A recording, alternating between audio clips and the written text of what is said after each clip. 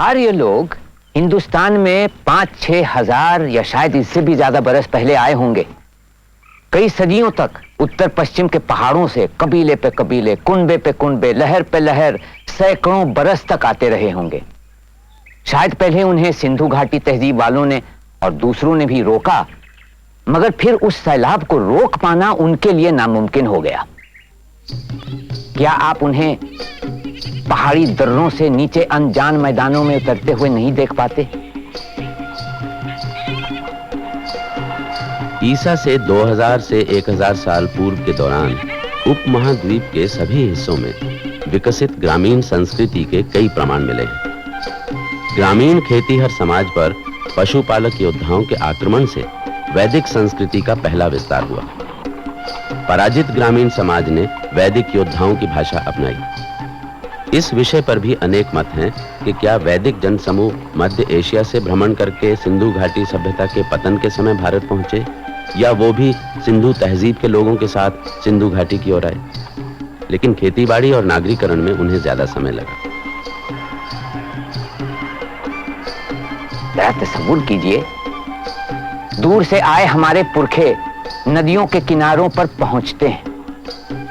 इस नजारे ने उन्हें कितनी उमंग और खुशी से भर दिया होगा। फिर क्या ताजुब जो इन्होंने इन नदियों के सामने सर झुकाया और अपनी मीठी जबान में इनकी प्रशंसा की।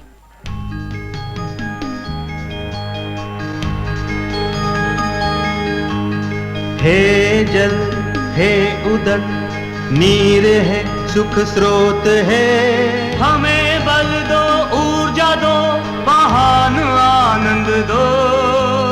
हे जल जैसे शिशु को माता दूध पिलाती है, वैसे ही हमें भी मंगलमय रस दो। हे जल, हमें तुम रोग मुक्त कर हर्ष दो, हम तुम्हें स्वीकार लें, हमें वंश वृद्धि दो। हे जल अभिलाषा तुम हो, औषधि तुम हो, आरोग्य हो, अग्नि हो, हमारे जीवन दाता हो। हे जल तुम शांति हो, सुख हो, तुम अभीष्ट हो, हम पर बरसो बरसो। दोष हरो, शाप हरो, वाणी का पाप हरो, तन का मन का मेल हरो, हमें शुद्धि का अमृत दो, हमें शुद्धि का अमृत दो। मैं जल में हूँ, जल के रस में हूँ, जल में हूँ। अग्नि तुम जल में हो, आ मुझे तेजोमय कर दो।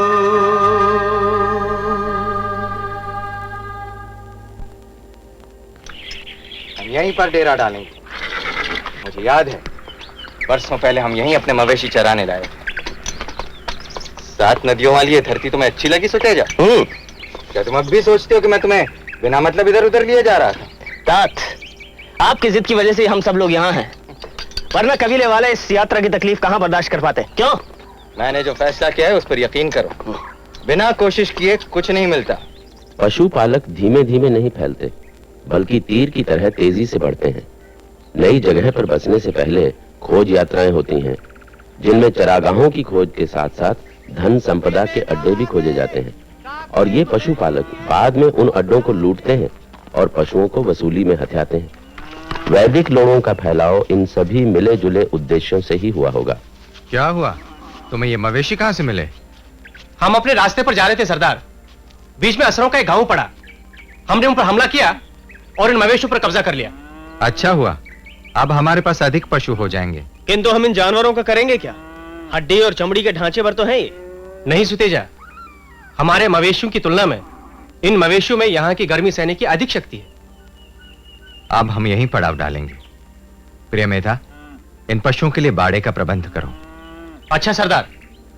मवेशियों और दासों में से हमें हिस्सा नहीं मिलेगा क्या? इंदुवर्चा, उतावली मत करो, हमेशा की तरह हर एक को उसका हिस्सा मिलेगा।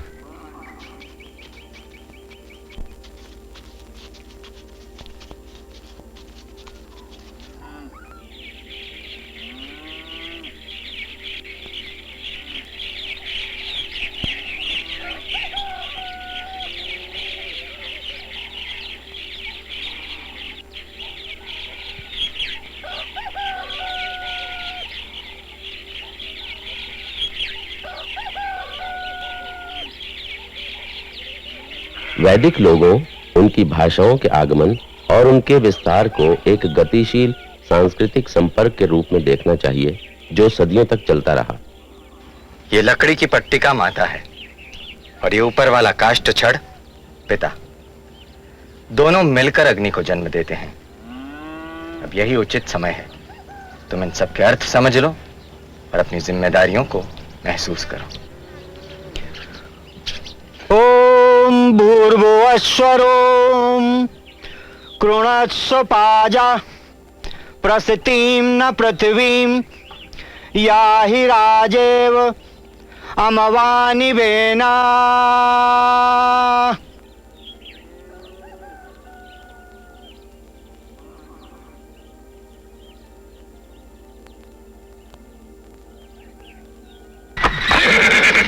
वो सांस इस बात का प्रतीक है कि सूर्य अश्व सूरज से अग्नि लाया है।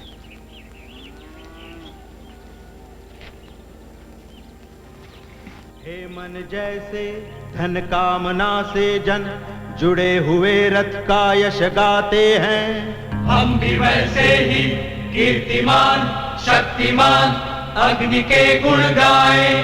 अग्नि जो नायक है सहायक है, अग्नि जो अजर है सदा सुंदर है। आओ हम उस अग्नि को बुलाए। घर घर अग्नि देव प्रज्वलित होता है, रात के अंधेरे दिन के उजाले में आराधना पाता है। नहीं होता जिसके नियम का अपालन, आओ हम उस अग्नि को सजाए। अग्नि इंद्र सोमादि देवता रक्षक है, सहायक हैं वे हमारे पोषक हैं, तभी हम कभी नष्ट नहीं होंगे। आओ हम अपने शत्रु को हराए, आओ हम उस अग्नि को बुलाए। अब हर घर का गृहपति गृहपत्य अग्नि और अपने पूर्वजों पितरों के लिए दक्षिणा मुंड हेतु अग्नि लेने आएगा।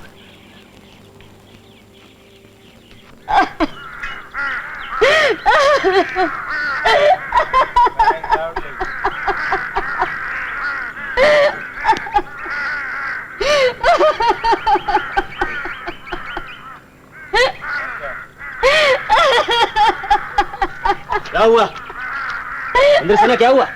क्या हुआ? कोई मर गया क्या? हमारे मवेशी मक्खियों की तरह मर मर कर गिर रहे हैं।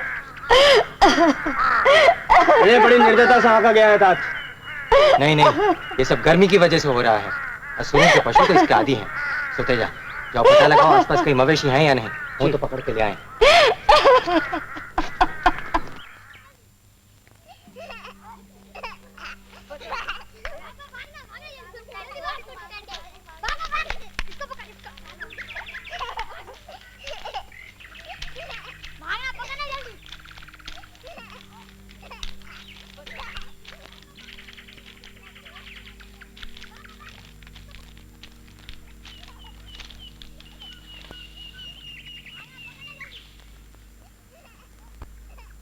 हम यहाँ इसलिए एकत्रित हुए हैं कि मृत पशुओं के बदले में नए मवेशियों के लिए क्या किया जाए।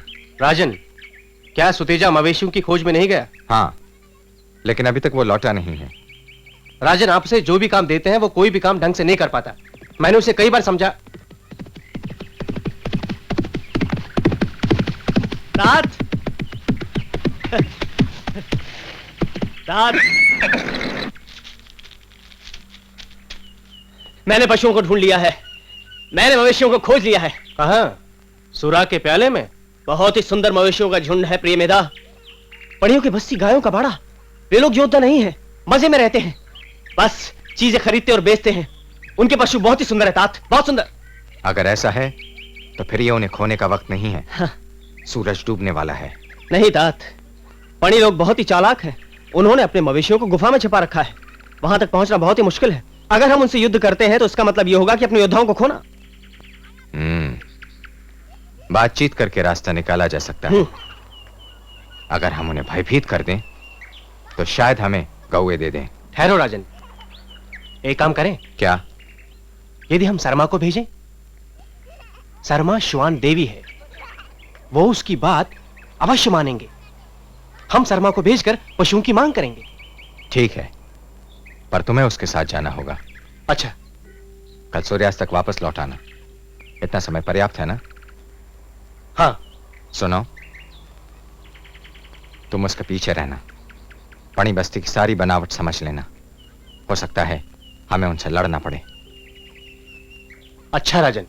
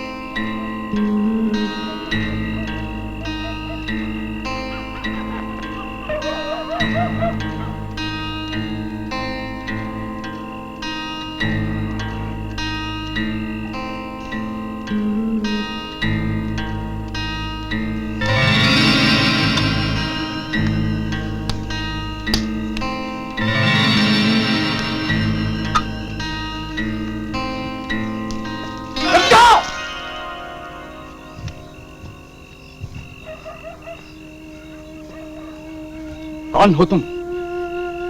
शर्मा। कहां से आई? इतना बड़ा फासला कैसे पार कर आई? रहा में बहती रसा सरिता कैसे पार कर आई? बता, कैसे आई? मैं शर्मा, इंद्र की भेजी हुई दूती। सुना है बहुत बड़ा गौधन है तुम्हारा, उसी को देखने चली आई। वो भी रात को, पार करके नदी की आकाश छूती लहर को। डर गई थी नदी हमसे, हरा दी उसने, चली आई। कौन है इंद्र ये जो स्वामी तुम्हारा, और कैसा श्वान बनकर घूमते हैं दूत जिसके? क्या उजाले से दहलता जी तुम्हारा? अच्छा किया जो इंद्र ने तुम्हें यहां भेजा। अगर वो खुद ही यहां आते तो मित्रता करते उनसे, स्वामी बनाते। संभलता नहीं है गोधन हमसे, सौंप देते, रात को आराम से सोते। क्यों? ना समझ पड़ियो। इंद्र सबको समझता है, छल कपट जानता है। आकाश छूती शिखर की ऊंचाइयां, पाताल तक पहुंची हुई गहराइयां रोक नहीं सकेंगी इंद्र को। आएगा पणियों, इंद्र तो आकर रहेगा। वो विनाशी, स्वयं अविनाशी, सुला देगा सभी को सदा। पैदा हुए हम पणे क्या सिर्फ सोने को? देखती है शस्त्रिया, कौन सा पल भर इधर दुश्मनों की लाश बिछाती उधर। जाओ, जाकर कह दो अपने इंद्र से, चाहता है गोए अगर तो आना होगा युद्ध करने इधर। मगर आना सभी जन से विदा लेकर, क्योंकि यहाँ से वापस लौट कर नहीं जाना है। बड़बड़ाती जीव के खातिर है बहुत एक तीर, वीर का धक्का नहीं सह पाएगा नीचता के कर्म में डूबा हुआ ये शरीर। पर्वतों से सुरक्षित है ये कोश, अश्व हैं, गाय हैं, विविध धन धान्य से परिपूर्ण। घिरा है यह स्थान पणियों से, करेगा एक पल में चूर्ण। बेकार में आई है तू यहाँ शर्मा, जा फिक्र में होगी तेरी माँ। अरे रुक रे शर्मा, ये अंधेरी रात और तुम अकेली बालिका, नहीं लगता डर? भला होता यदि सोती वहां घर पर मां के गले लगकर। दास तू शर्मा, दास का जीवन कहां अपना? यदि वो चाहे जियो तो जीना, अन्यथा मरना। नहीं तुम दुश्मन हमारी, नहीं दुश्मन हो। सुनो शर्मा, तुम हमारी हो, तुम हमारी बहन हो, तुमको यहीं रहना। अरे इतना बड़ा गोधन, इसमें भाग है तुम्हारा, हो जाए बंटवारा, तुम्हारा भाग है सौंपते तुमको। स्वीकार है शर्मा बहन? कौन भाई, बहन भी कौन, मुझको ही संबंध नहीं स्वीकार। जानता है इंद्र, जाने अंगिरस, मैं जा रही हूं उन्हीं के पास। भ्रष्ट व्यवहार भी मुझको नहीं स्वीकार। प्राणों से है अगर प्यार तो भागो पणियों, भागो पर्वत के उस पार। अब पुजारन, व्यर्थ मत कर शब्द तू अपने यहां जा, जाकर कह दे अपने स्वामियों से, इंद्र के अनुगामियों से, हम न देंगे पशु ने अपने, कभी भी पशु ने।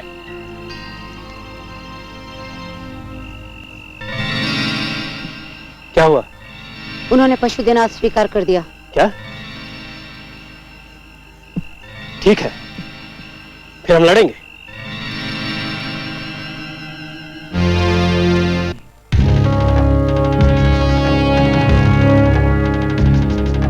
गायक गाता है इंद्र के लिए गाना, मंत्रों से करता साधक इंद्र की अर्चना। अपनी वाणी से करते हम इंद्र की आराधना। सूर्य ही इंद्र का नेत्र है, सर्वत्र देख पाता है। वही किरणों से मेघ पिघलाता, जल गिराता है। छोटी झपट या विकट युद्ध में जिसे हम बुलाते, वह इंद्र है। शत्रु को हराने भेजते मित्र को हम, वही तो वज्रधारी इंद्र है। इंद्र है सर्वेश्वर, समर्थ है समर्थों में। चपल वेग से घुसता है अपनों में। जैसे बलशाली वृषभ वृष्टि वेग से घुसता है गौओं के झुंडों में। इंद्र तुम किसानों के धन धान के एकमेव स्वामी हो। हम सब दिशा से सबके इंद्र को बुलाते हैं। इंद्र तुम हमारे हो, हमारे ही रहो।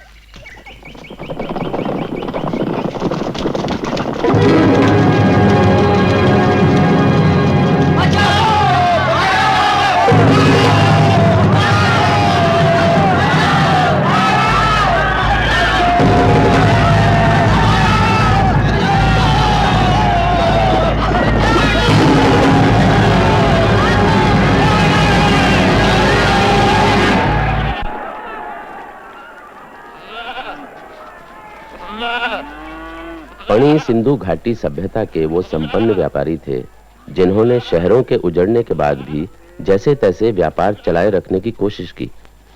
पणी शब्द बनिया से पूर्व का शब्द है, जो कि स्वयं संस्कृत शब्द वणिक से निकला है, और वणिक शब्द का जन्म हुआ पणी से। संस्कृत में सिक्के को पण और वस्तु को पण्य कहते हैं।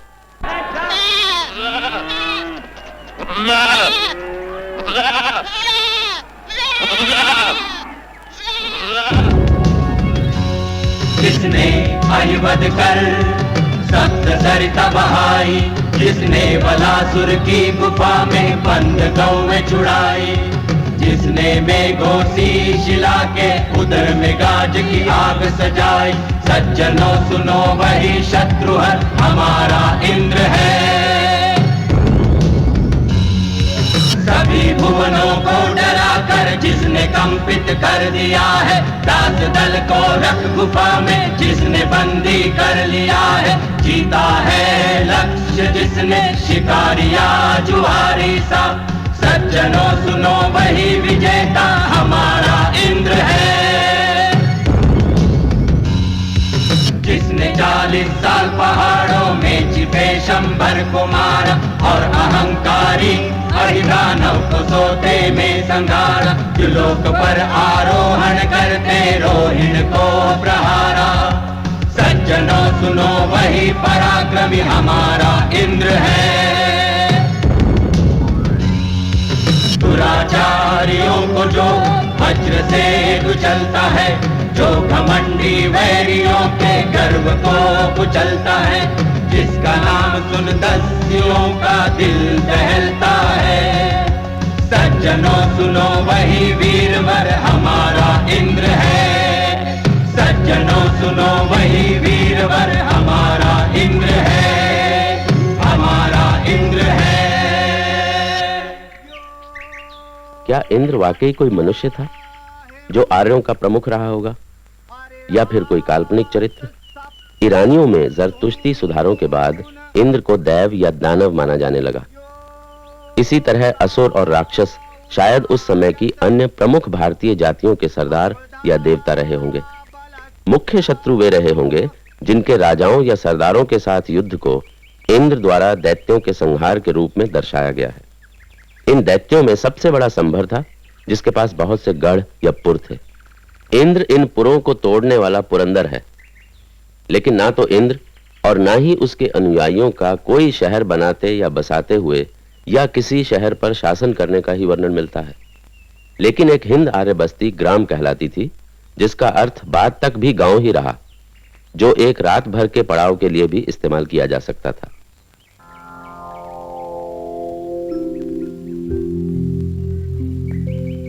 गाए आए हमारे घर रहे, रम जाए हमें सुख दे, हमें सुख दे। ये संतानवती माताएं भोर में इंद्र देव के लिए पैदे, इंद्र देव के लिए पैदे। गौ अपने बछड़ों संग आओ कोमल तृण खाओ, आओ कोमल तृण खाओ। अमल विमल जल पियो मधुर, उच्च स्वर में रंभाओ, उच्च स्वर में रंभाओ। धेनुओं हमें दूध दो, हमारे काया को कांति दो, हमारी काया को कांति दो। पुष्टि दो तुष्टि दो हम जिए, तुम्हारे आजीवन गुण गाए, तुम्हारे आजीवन गुण गाए। गाए आए हमारे घर रहे, रम जाए हमें सुख दे।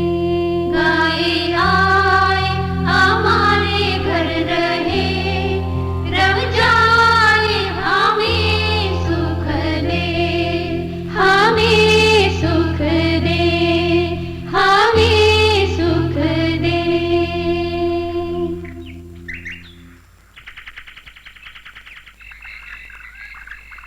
वैदिक कबीलों का मुख्य कार्य युद्ध था और तकनीकी ज्ञान ज्यादातर युद्ध के लिए रथ, अस्त्र शस्त्र और औजार के निर्माण तक सीमित था। भूमि को बारी बारी से अलग अलग दलों को सौंपा जाता था और दल आपस में उसे तकसीम करते। खेती बाड़ी उस समय तक इतनी अविकसित थी कि जोती जा चुकी जमीन को एक ही फसल के बाद हर साल बदलना पड़ता था और फिर ये जमीन कुछ अरसे के बाद दोबारा इस्तेमाल में लाई जा सकती थी। सरदारों को नियमित रूप से भेंट और उपहार दिए जाते थे बतौर कर।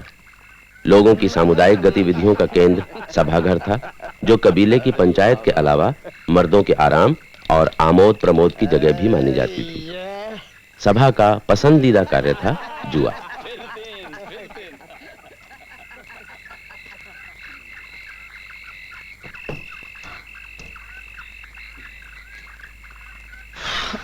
अब तुम कहाँ जा रहे हो? यहाँ बात उमस है, मैं जरा बाहर जाके स्वच्छ हवा खा के आता हूँ। मैं सब जानती हूँ तुम कहाँ जा रहे हो। तुम क्या समझते हो मुझे कुछ पता नहीं?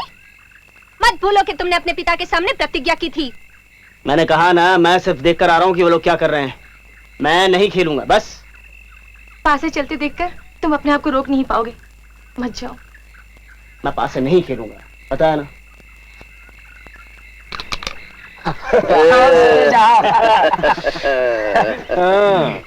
अंत तो गत्वा तुम आ ही गए। सुतेजा, कोई भी प्रतिज्ञा, कोई भी शपथ इससे बढ़कर नहीं है। नहीं है। सुतेजा, तुमने तो कसम खाई थी। एक बार इंदुवर्षा, आज मुझे लग रहा है कि मेरा भाग्य मेरे साथ है। लाओ पासे। तो फिर लो। ये पासे झंझावात में पेड़ से टपके फलों से बने ये पासे। बिसात पे गिरते लुढ़कते सरकते, फिसलते हिलते कर्ण फूल जैसे पासे, सुख लुटाते हैं मुझ पर जाने कैसे कैसे।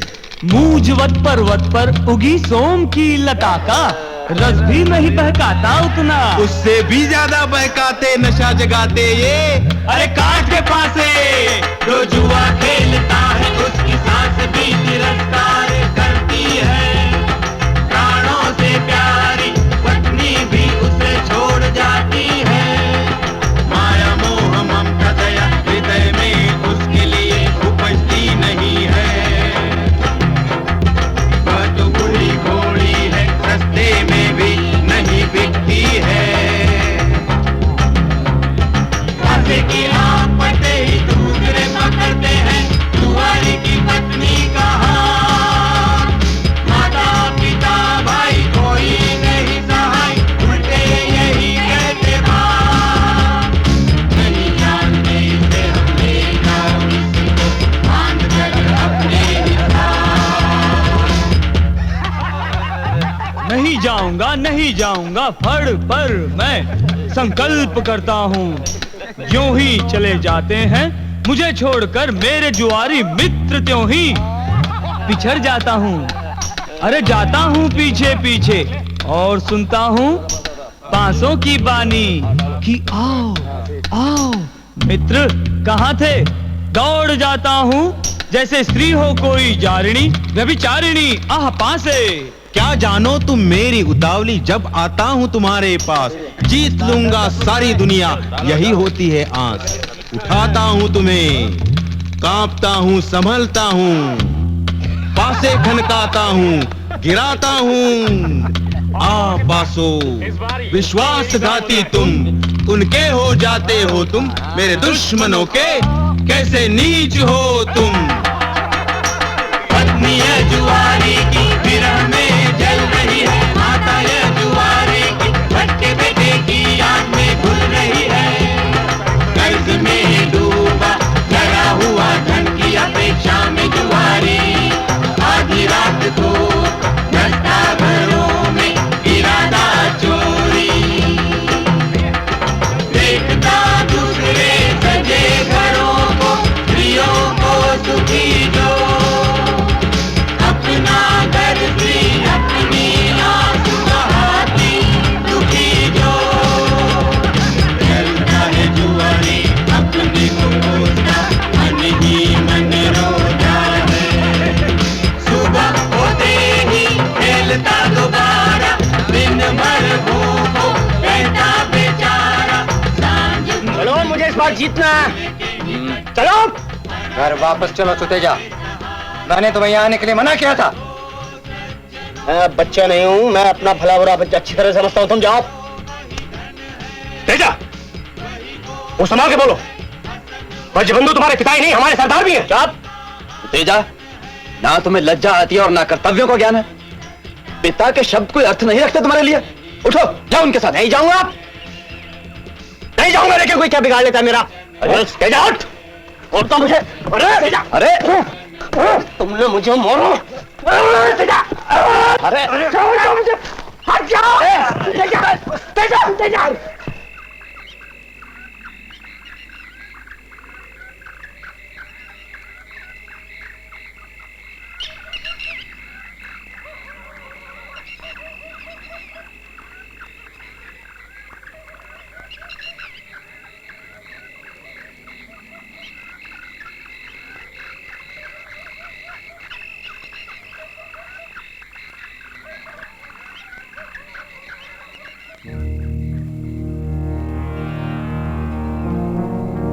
वरुण है पूछता मैं स्वयं से, मैंने किया है पाप कौन सा। पूछा मैंने विद्वज्जनों से, कहते हैं वे एक स्वर में, तुझसे निश्चय ही रुष्ट है वरुण, यह कोप उसका। वरुण है मैंने समझ बूझ कर नहीं किया पाप है कराया मुझसे मदिरा ने, जुए ने, क्रोध ने, अज्ञान ने, मननहीनता ने। कभी बड़ा छोटे को, धनी निर्धन को, बलवान निर्बल को, पाप की दिशा में ले जाता है। पाप कर्म निद्रा में भी कभी न रुकता, कभी विनाश नहीं पाता है।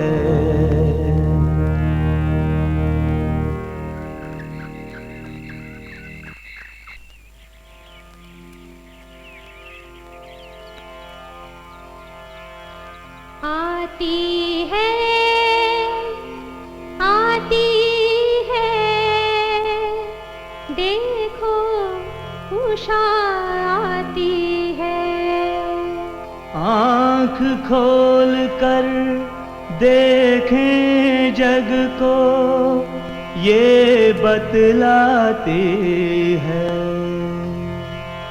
सूरज की पहली ही उठकर, नार नवेली सी सज धज कर, घने तिमिर को दूर हटाने ज्योति जलाती है।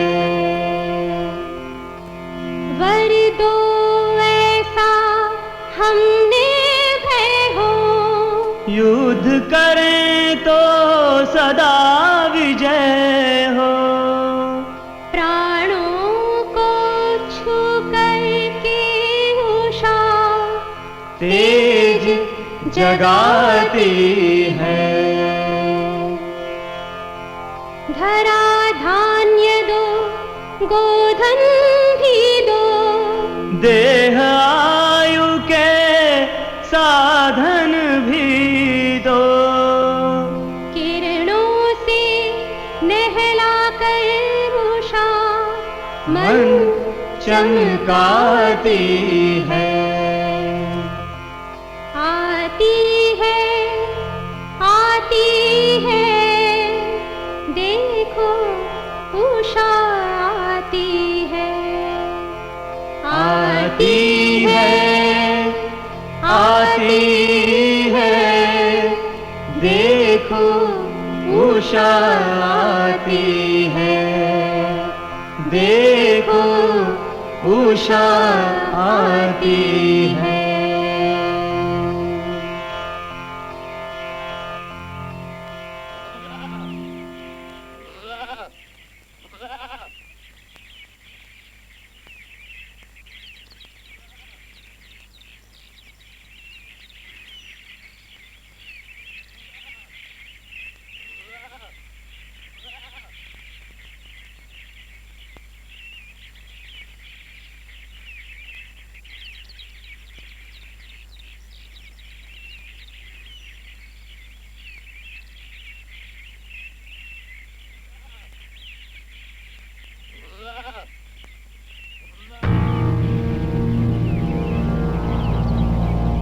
अग्ने आहुति का अन्न लो, कीर्तिमयी देव प्रिय स्तुति लो। हे मेधाविन हे जीवन रसदाई, गाए हमने जो मन भाई स्तुति बहलो। हे अग्नि लोक में बंधु कौन है, यज्ञ कौन है, किसके आश्रित तुम कौन हो। हे अग्नि लोक के तुम ही बंधु हो, तुम ही सखा हो, मित्रों में प्रिय मित्रों के तुम ही मित्र हो। हे अग्नि यजन करो तुम मित्र वरुण का हमारे लिए, इंद्रादि देवता का यजन करो विशाल यज्ञ का, अपने महान घर का यजन करो।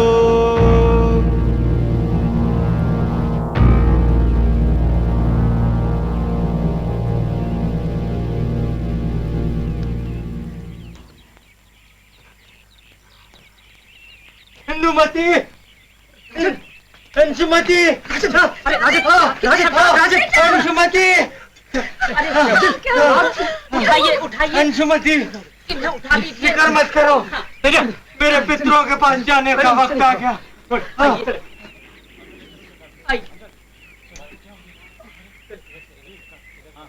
जल्दी चलो, जल्दी वहाँ कुटिया के अंदर, जल्दी चलिए चलिए। हाँ यहाँ अंदर अंदर, हाँ आओ।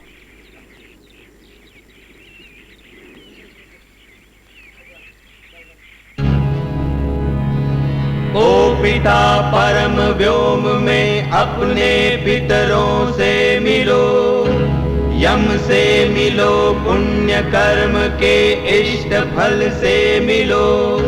पाप मुक्त होकर अपने घर लौटो, नव गरिमामय तेजस्वी देह से मिलो। हे यम अपने मार्गदर्शक गृह रक्षक चतुर्द्रक, दोनों श्वानों को मृतक की रक्षा का आदेश दो। मृतक का कल्याण करो, मृतक को आरोग्य दो। हे अग्नि इसके जन्म रहित अंश को अपने तेज से तपाओ, फैलाओ अपने को पवित्र ज्वालाओ, जलाओ जलाओ। हे जानकार अग्नि अपनी मंगलमय मूर्ति से इसे पुण्यशील लोकों में ले जाओ, पुण्यशील लोकों में ले जाओ, पुण्यशील लोकों में ले जाओ।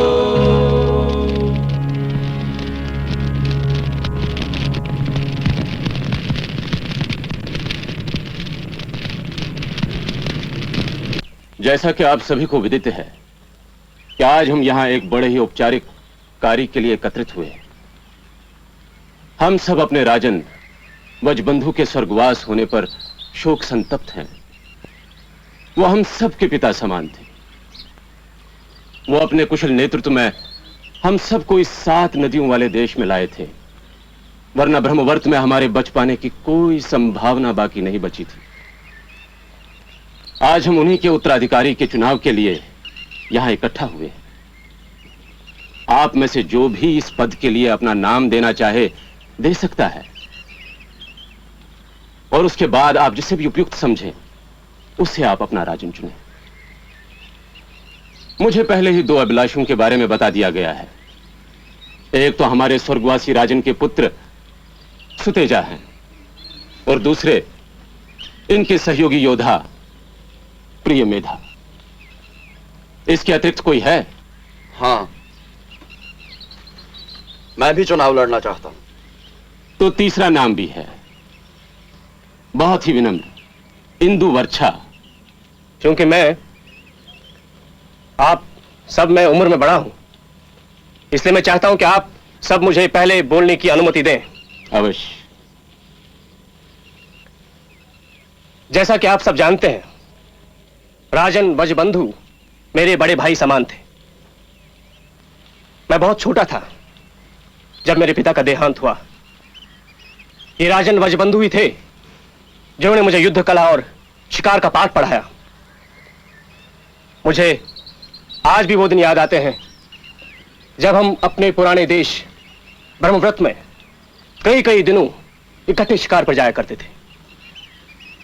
आज आप अपने नए राजन चुनने से पहले मैं चाहूंगा कि आप एक बात को ध्यान में रखें कि मैं इस कबीले की रक्षा में कभी पीछे नहीं रहा और ना ही दुश्मनों से वसूली में।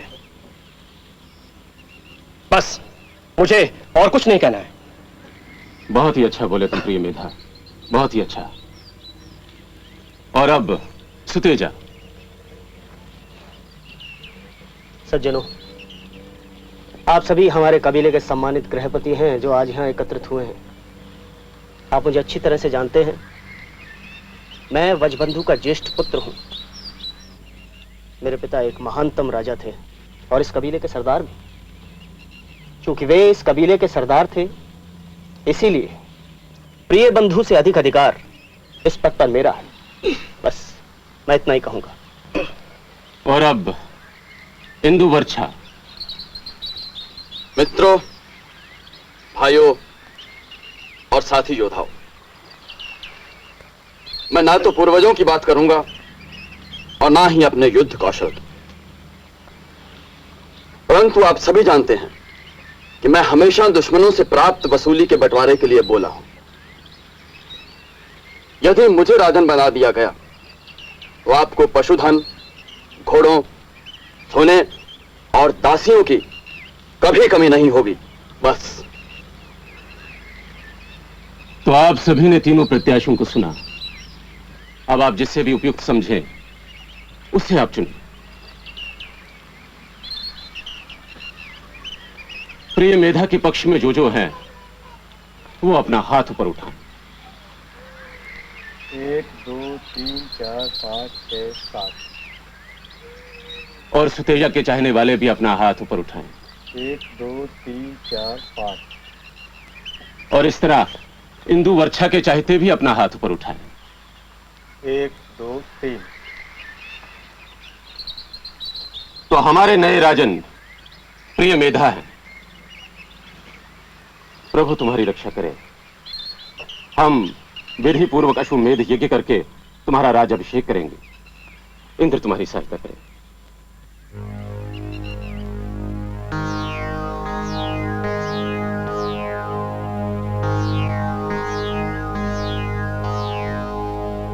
अश्व है अंतरिक्ष के आदि जल में उदित हुए तुम, आए थे हिनहिनाते, तुम्हारा जन्म भी महान। तुम्हारे पंख जैसे बाज पक्षी के, किरण भुजाएं किरण के समान। यम के दिए अश्व को प्रथम त्रिलोकी, कृत ने रथ में जोड़ा, इंद्र ने सवारी की, गंधर्वों ने लगाम को पकड़ा, देवताओं ने द्युतिमान सूर्य से अश्व को बनाया, अश्व को बनाया।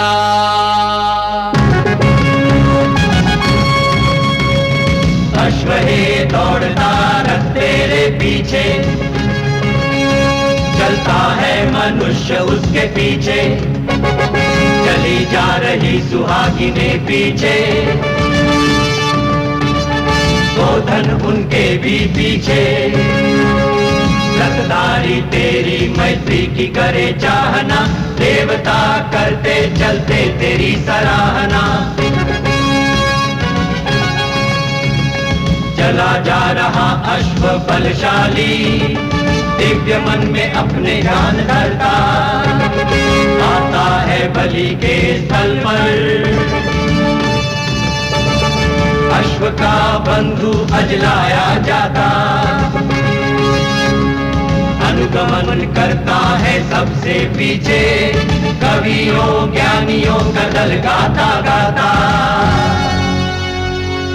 जाओ अश्व तुम जाओ, माता पिता के पास जाओ, परम धाम पाओ, पाओ देवताओं का स्तवन, हविर दाता को धन संपदा दिलाओ।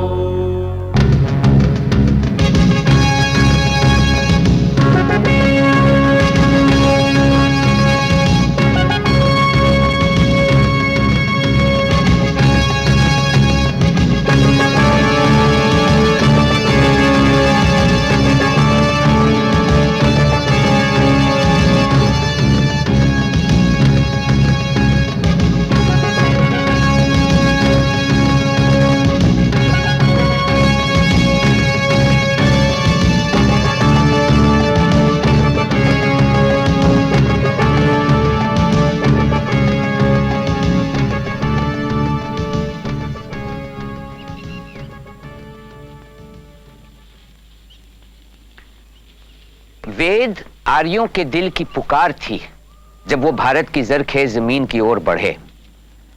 आर्य सोच का सर चश्मा वही था जिससे ईरान में अवस्था पैदा हुआ। फिर उन ख्यालों की तरक्की हिंदुस्तान में आकर हुई।